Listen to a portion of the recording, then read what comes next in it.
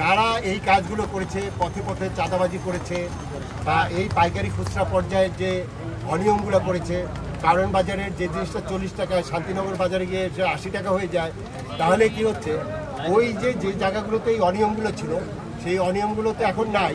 এই জন্য একটু দ্রব্যমূল্য আপনার একটা নিয়ন্ত্রণ এবং অনেক কিছু কমের দিকে আর একটা জিনিস দরকার, আমাদের সতর্ক থাকতে হবে এখানে যেন আবার ওই নূতন নামে নূতন ব্যক্তি যাতে না আসে।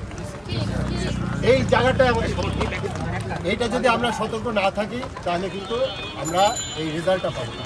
তাহলে এই যে আবু সাহিদ তার জীবনটা উৎসর্গ করলো সেই রেজাল্টটা আসবে।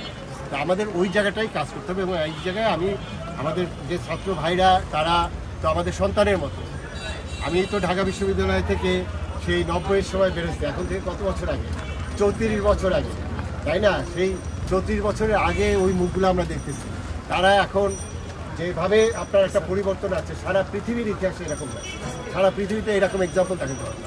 কিন্তু তাদের এই অর্জনটাকে আপনারা আবার সেই জায়গায় না নিয়ে যান দয়া করে।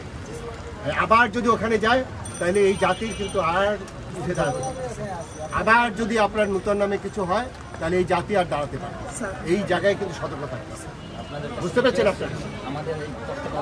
তোমরা কেউ কিছু বলবা? তোমরা কে বলবা? তুমি বলবা?